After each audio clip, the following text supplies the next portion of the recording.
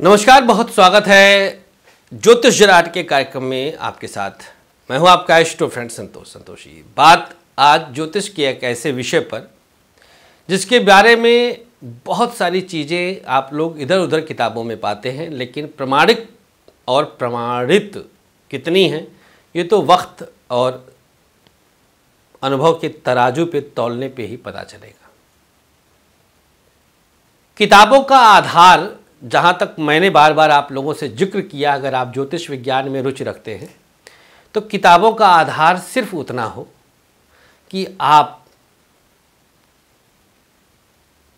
आज से क्या क्या हो सकता है एक संभावित विषय ले लें।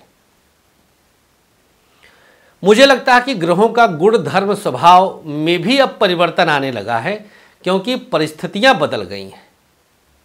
आज भी अगर हम हजारों वर्ष पुरानी किताबों का आधार सॉलिड वे में एज इट इज उतारेंगे तो हमसे बड़ा मूर्ख कौन होगा। तो मैं तो खैर किताब का आधार बस जरूरत भर का।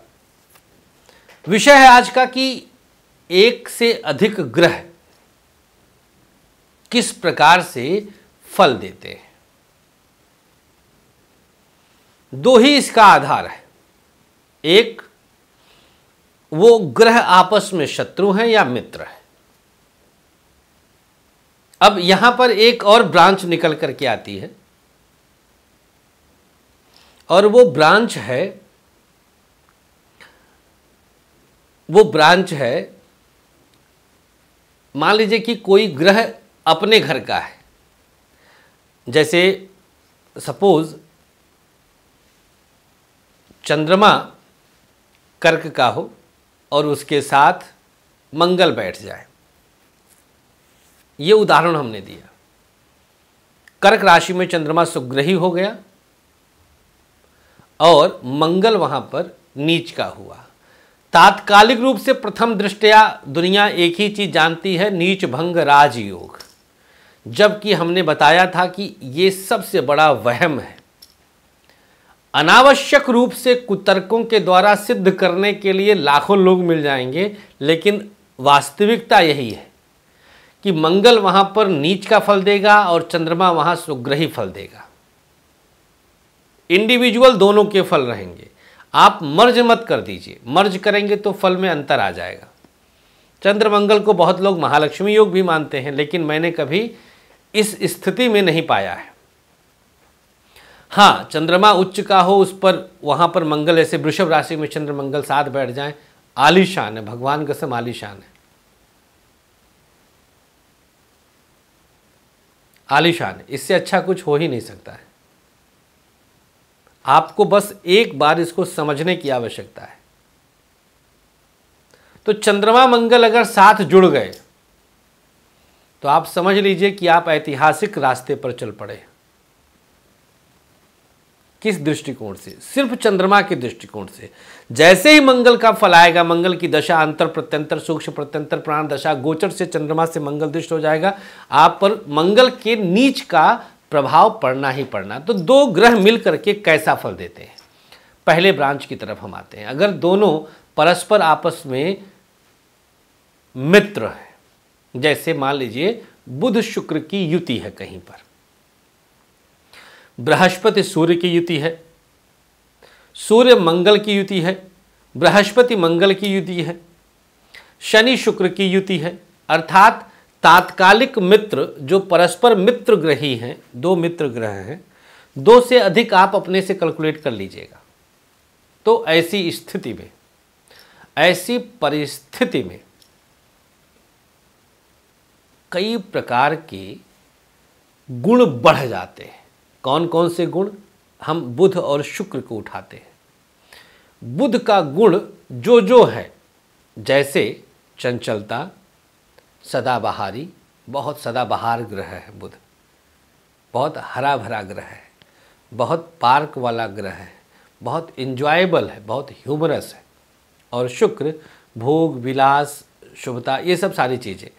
तो अब बुध शुक्र की अगर युति रहेगी किसी के भी जन्मांक में, आप देखेंगे कि उसके अंदर बहुत आराम तलबी रहेगी, बहुत रिलैक्स पर्सनैलिटी रहेगी।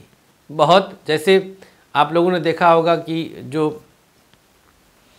क्रिकेट प्रेमी रहे हैं, आप एक श्रीलंका के कप्तान थे अर्जुन रणतुंगा, आप उनको अगर क्रिकेट देखने वाले क्रिकेट प्रेमी देखे होंगे तो बड़ा रिलैक्स होकर के, मतलब रन बिटवीन विकेट भी अगर वो मतलब बहुत आराम से चलते चलते चलते चलते थे, बहुत रिलैक्स, ऐसी ठहरी हुई पर्सनालिटी, बिंदास, बिल्कुल एकदम शाही अंदाज है। और इंटरनली ये बहुत ह्यूमरस होते हैं।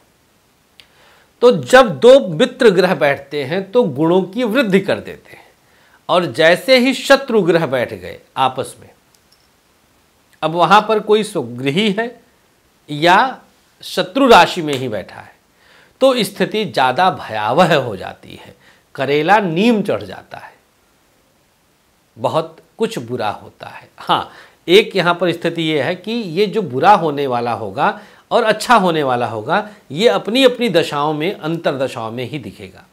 गोचर इन पर 20 से 25% तक असर डाल देता है। गोचर का प्रभाव इन पर जरूर पड़ता है। इनसे बचना, इनसे बच पाना नेक्स्ट टू इम्पॉसिबल होता है।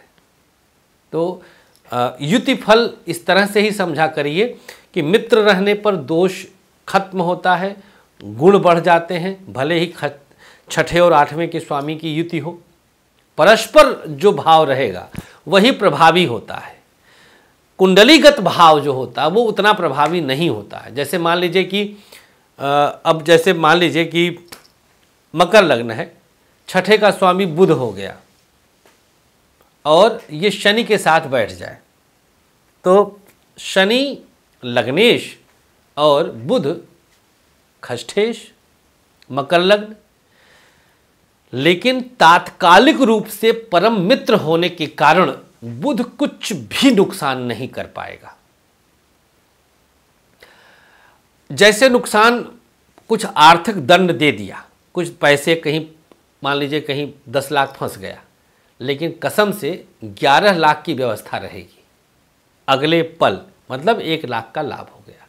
तो वो गया जो गया वो तो वैसा गया जिसका कुछ आप पर असर ही नहीं हुआ। अब बड़ी बड़ी कंपनी, बैंक्स घाटे खाते हैं तो घाटा उनका पता कहाँ चलता है, कोई घाटा नहीं है। तो इस चीज़ को समझने वाली बात है, इसको जानने वाली बात है। इसको जितना आप जानेंगे उतना ही अनुभव में लाएंगे, और जितना अनुभव में लाएंगे उतना ही सटीक आपको जानकारी मिलेगी। बहुत आभार आप लोग का। होलाष्टक अनुष्ठान होने जा रहा है तंत्र आदि से मुक्ति के लिए 21 मार्च से 28 मार्च, उसमें आप लोग को हम आमंत्रित करते हैं। आप लोग नाम लिखवा सकते हैं, और साथ ही साथ एक विशेष आपको उपलब्धि मिलेगी अगर आप